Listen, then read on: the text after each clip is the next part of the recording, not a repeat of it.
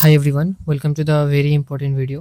আমি তোমাদেরকে ক্লাসে একটা কথা বলেছি যে মার্কেট যদি ওপরের দিকে যেতে চায় তাহলে আগে নিচের লিকুইডিটি নেবে, এবং নিচের দিকে যদি মার্কেট আসতে চায় তাহলে সে আগে ওপরের লিকুইডিটি নেবে। ওকে, কারণ লিকুইডিটি ছাড়া মার্কেট মুভ করতে পারবে না। এক্সাম্পল সমেত আমরা যদি দূরে কোথাও যাই তাহলে আমরা কাছের ভিতর কোথাও একটা স্টেশনে তেল ভরে নিই বা ফিউলটাকে রিফিউল করি। সেম একইভাবে মার্কেট কাজ করে, জাস্ট একটু বুদ্ধি খাটাতে হবে। এক্সাম্পলের সমেত আমি এখানে দেখাচ্ছি, তোমরা ভালো করে জিনিসটা লক্ষ্য করতে পারবে।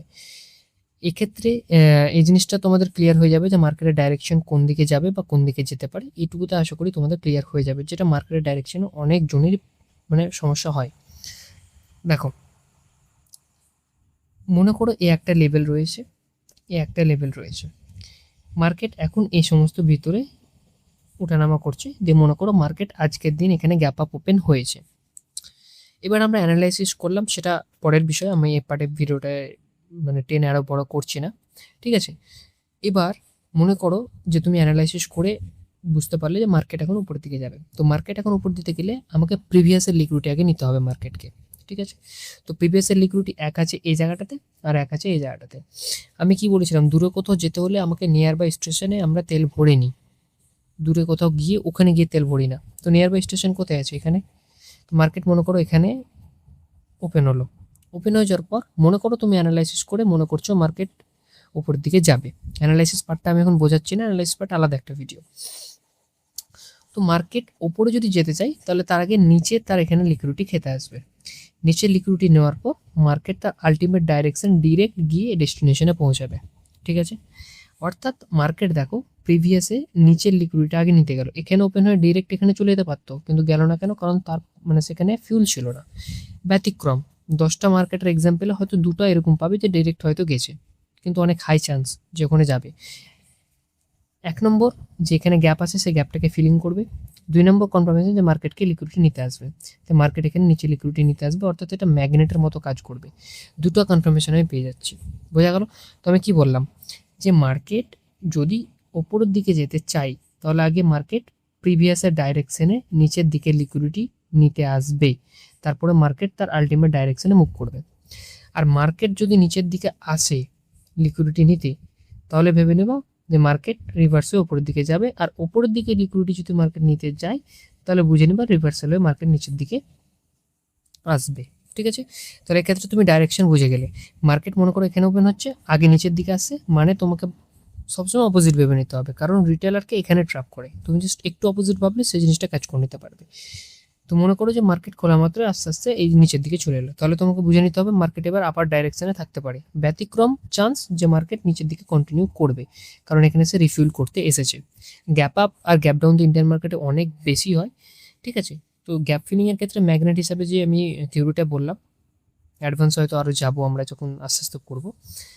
তো সেই থিওরিটাকে যে আমার থিওরিটা কাজে লাগিয়ে আমাদের দুটো কনফার্মেশন পেয়ে যাচ্ছি। তার মানে এর থেকে বেশি আর কি কনফার্মেশন নেবে বলো? তো আমি দুটো কথা বললাম, মার্কেট যদি তার আলটিমেট ডাইরেকশন ওপরের দিকে যেতে চাই তাহলে আগে নিচের লিকুইডিটি নেবে, আর নিচের দিকে যদি আসতে চাই তাহলে সে মার্কেট আগে ওপরের দিকে যাবে, তার অপোজিট সাইডে যাবে। বোঝা গেছে? এবার যে সাইডে মার্কেট যাক না কেন প্রথমে ওপেন হওয়ার পরে, তাহলে তোমরা বুঝে নেবো অপোজিট সাইডে মার্কেট যাবে। এটা জাস্ট আমার এডুকেশন পারপাসে বললাম। এই জিনিসটা আমরা লক্ষ্য করব লাইভ চ্যাটে। ওকে, তো লাইভ চ্যাটে আমি গেলাম। লাইভ চ্যাটে যদি ব্যাক টেস্ট না করে দেখাই তাহলে এটা কিন্তু প্রবলেমেটিক হয়ে দাঁড়াবে, তোমরা জিনিসটা হয়তো ক্যাচ করতে পারবে না, ধরতে পারবে না। তো এটা হলো 5 মিনিটের নিফটি 50 চার্ট। ওকে, এবার মার্কেটের এখানে ডাইরেকশন দেখো। আমি আজকের মার্কেট, আজকে হচ্ছে 27শে জুন 2026 সোমবার, এখন বাজছে 11:20 PM। ওকে, তো আমরা এখানে জিনিসটা কি পেলাম, মার্কেট এখানে একটা লিকুইডিটি ছিল আর এখানে একটা লিকুইডিটি ছিল। তো মার্কেট দেখো গিয়েছে, মার্কেট নিচের দিকে এসে এই লিকুইডিটিটা কিন্তু প্রথমে খেতে যায়নি। যদি খেতে যেত তাহলে মার্কেটের আলটিমেট ডাইরেকশন নিচের দিকে আমরা এক্সপেক্ট করতাম, কিন্তু ওখানে নাকি মিডল থেকে যখন ঘুরে গেছে এখানে দেখো মার্কেট খেয়ে নিয়েছে লিকুইডিটি। তারপরে মার্কেট তার আলটিমেট ডাইরেকশনে গিয়ে মার্কেট এরকম একটা বুলিশ র্যালি আমরা দেখতে পেয়েছি। এটা হলো একদিনের এক্সাম্পল। প্রিভিয়াস ডের এক্সাম্পল আমরা যদি যাই তাহলে তোমরা এখানে বুঝতে পারবে, তোমরা এখানে বুঝতে পারবে এখানে ছিল একটা লিকুইডিটি যেখানে মার্কেট একটু হলেও টাইম পাস করেছে, আর ওঠা মাত্র নিচে নামতে লেগেছে, অর্থাৎ এখান থেকে মার্কেট লিকুইডিটি গ্র্যাব করেছে। ডিরেক্ট ব্রেকডাউন দেখিয়ে ওকে, এই জায়গাটা পুরোটা ট্র্যাপিং বলতে পারো, ঠিক আছে, মার্কেট যে একবারে লিকুইডিটি নিয়ে যে সাথে সাথে মুভ করতে হবে তার কিন্তু মানে নেই, লিকুইডিটির অনেক ভাগ আছে, এটাও এক ধরনের ট্র্যাপিং বলতে পারো, এটাও ডাব্লিউ প্যাটার্ন হয়েছে, এটা নেকলাইন। ওকে, এবার দেখো মার্কেটের ডাইরেকশন আলটিমেট উপরের দিকে হয়েছে, সেটা নেক্সট মুভে কী করে বুঝলাম, কারণ মার্কেট উঠা মাত্র নিচের দিকে এসেছে, অর্থাৎ মার্কেট নিচের দিকে লিকুইডিটি নিতে এসেছে, মানে মার্কেট সেকেন্ড ডাইরেকশন উপরের দিকে যাবে। তার মানে আমরা প্রথমে কনফার্মেশন পেয়ে যাচ্ছি মার্কেট উপরে গেল, নিচের দিকে আসছে, মানে কি এবার নেক্সট মুভ মার্কেট উপরের দিকে যাবে। তো এখানে নিচের দিকে যখন আসবে এখানে আমাদের প্ল্যান করতে হবে যে কোন সাইডে লিকুইডিটি আছে, লিকুইডিটি গ্র্যাব করা হলে আমরা অপোজিট ডাইরেকশনে ট্রেড নেব, তাহলে আমরা কি এইচএনআই বা ইনস্টিটিউশনের সাথে আমরা ট্রেড করতে পারবো। বোঝা গেছে, এটা হলো 2 নম্বর এক্সাম্পল।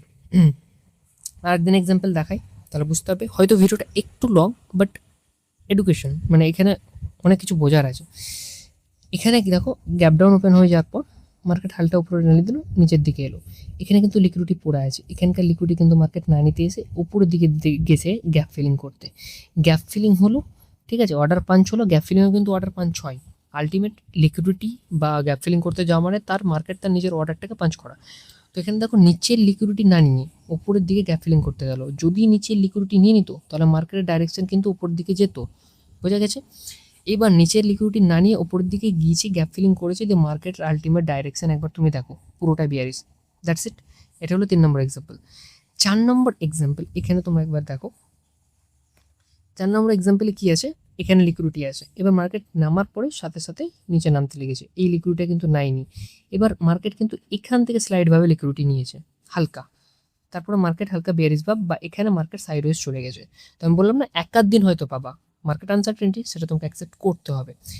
এরপরে এখানে তুমি দেখো এ ওপেন হয়েছে, ওপেন হয়ে যাওয়ার পর মার্কেট নিচে নেমেছে গিয়েছে, এখানে লিকুইডিটি আছে, এখান থেকে মার্কেট ঘুরেছে, মার্কেট একদম এখানে লিকুইডিটি নিয়েছে, মার্কেটের মুভ একদম উপর পর্যন্ত এই ডেস্টিনেশন পর্যন্ত গিয়েছে, এখানে লিকুইডিটি নিয়ে মার্কেট নিচের দিকে নেমেছে। বোঝা গেল ব্যাপারটা, কি বোঝাচ্ছিলাম, মার্কেট কিন্তু ওপেন হওয়ার পরে পরে কিন্তু এখানে গিয়েছে, কিন্তু এখানকার লিকুইডিটি নাইনি, কেন, এখানকার লিকুইডিটি নিয়ে এলে মার্কেট নিচের দিকে মুভের এক্সপেকটেশন থাকতো, তাই মার্কেট মিডিল থেকে ঘুরে গিয়ে এখানকার লিকুইডিটি নিয়েছে, তার মানে আমরা ডাইরেকশন বুঝে গেলাম, এবার উপরের দিকে যাবে, এবার উপর দিয়ে গিয়ে এই যে ডেস্টিনেশনটা ছিল এখান থেকে তার অর্ডার ফুলফিল করেছে, তো মার্কেট তার বিয়ারিশ সেগমেন্টে চলে গেছে, এবং লাস্টের দিকে তোমরা এখানে লক্ষ্য করতে পারবে, লাস্টের দিকে স্লাইডভাবে একটা বিয়ারিশ ভাব আমরা দেখতে পারি, অর্থাৎ সাইডওয়েজ বা কনসোলিডেশন এরিয়া আমরা একটা দেখতে পারি।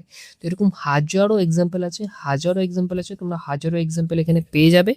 এখানে তোমরা নিজেকে জাস্ট দেখতে হবে যে জিনিসটা কি করে কি হচ্ছে, এখান থেকে এর মার্কেটে যেমন এখান থেকে লিকুইডিটিটা নেওয়া হয়েছে, ঠিক আছে, এখান থেকে তোমার লিকুইডিটিটা নেওয়া হচ্ছে, একদম ডিরেক্ট সুইপ করা হয়েছে। ওকে, এগুলো যদি ধরতে শিখে নাও তাহলে মার্কেটের নেক্সট মুভ তোমরা আশা করে এই জিনিসটা প্রেডিক্ট করবে। এবার এখানেও তোমরা ভালো করে জিনিসটা লক্ষ্য করতে পারো, এখানে দেখো এখানে মার্কেট লিকুইডিটি আছে, এখানেও মার্কেটের লিকুইডিটি আছে, মার্কেট নিচে নামলো গেল উপরে, এই নিচে নামলো, এখানে কিন্তু লিকুইডিটি লাইনি, মার্কেট গেল, এখানেও লিকুইডিটি ফাঁকা আছে, যেতে গিয়ে লাইনি, মানে আমরা বুঝতে পারছি এখানে বিয়ারিশ র্যালি আসবে না, এখানেও লাইনি, এখান থেকে একটা বুলিশ র্যালি আসবে না, কিন্তু মার্কেট গিয়ে দেখো এবার উপরের দিকে নিয়েছে, অর্থাৎ তার অপোজিট সাইডে তুমি ঢুকে যাও, পুরোপুরি মার্কেট বিয়ারিশের দিকে পেয়েছো। এরকম হাজারো এক্সাম্পল তুমি মার্কেটের মধ্যে পাবা, হাজারো জিনিস পাবা, জাস্ট তোমাকে একটু খুঁজে খুঁজে দেখতে হবে, ব্যাক টেস্ট করতে হবে।